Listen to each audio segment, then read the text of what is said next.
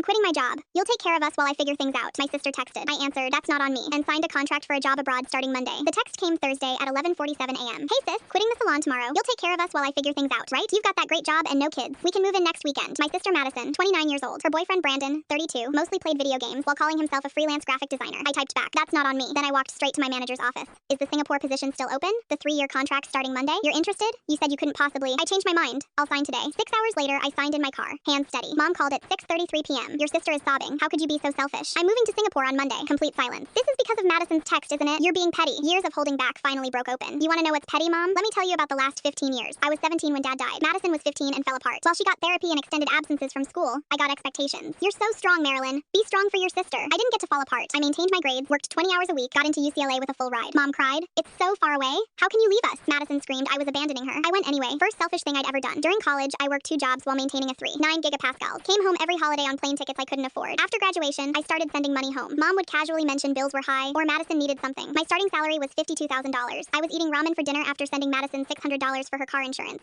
Last Christmas, I spent $800 on their gifts. Madison gave me a $15 clearance candle. Price sticker still on it. Holding that candle, something cracked inside me. 3 months ago, Madison asked me to co-sign a loan for a new car. I said no for the first time ever. She didn't speak to me for 2 weeks. All of this poured out to Mom. I have given everything to this family. Nobody has ever asked what I need, not once in 15 years. Your father would be so disappointed. The words hit like a blow, but something clarified instead. No, Mom. Dad would be proud. I'm finally putting myself first. He taught me I was worth something. You taught me I was only valuable for what I could give. I hung up. Madison called 17 times over 3 days. I didn't answer. Mom texted constantly about family obligations. Monday morning, Brandon called. We were counting on you. You were counting on me funding your girlfriend's unemployment? That's insane. You don't have kids. You make bank. It wouldn't have been hard. The entitlement was staggering. I hung up and blocked the number. Singapore felt overwhelming at first, but instead of lonely, I felt light. My manager noticed I stayed late constantly. You're excellent at your job. You don't have to prove anything. Go live in the city. Otherwise, what was the point of coming? She was right. I'd been replacing one self-sacrifice with another. I made real friends. People who invited me because they enjoyed my company, not because they needed something. I was genuinely happy. 6 months in, I unblocked Mom and Madison. I'm settled and doing well. I'm not available for financial support anymore. I need to prioritize my own life. Weeks later, Madison emailed, I've been taking advantage of you and didn't realize it. I got 2 jobs now. Brandon and I broke up. He wanted to coast on other people's money, kind of like I was. I'm sorry. It felt genuine. 2 years in, Mom called, voice shaky. Breast cancer, stage 2. For the first time in years, she needed me, not my money. Me. I'm here, Mom. We'll get through this. Madison stepped up during treatment, took Mom to appointments, managed medications. She'd grown up. When I visited, we had our most honest conversation ever. I almost destroyed this family, Mom said, but you didn't abandon us. You saved yourself. We needed you to leave. Madison wiped her eyes. I didn't even see you as a real person. You were just there to help me. I'm ashamed. 3 years in, Madison visited Singapore, paying her own way. I get why you stayed. You're lighter here. You didn't lose me. We just needed distance to be sisters properly. 4 years later, I'm regional director at 35. Last month, Madison sent a photo of herself with keys to her own salon. Did it myself. No one's money but mine. I stood on my balcony overlooking Singapore. Messages from friends making weekend plans. My life was full of joy and freedom, not obligation and guilt. Somewhere across the world, my family learned to stand on their own. It took an ocean between us to make it possible. I didn't resent them anymore. I just felt free. And that freedom was worth absolutely everything.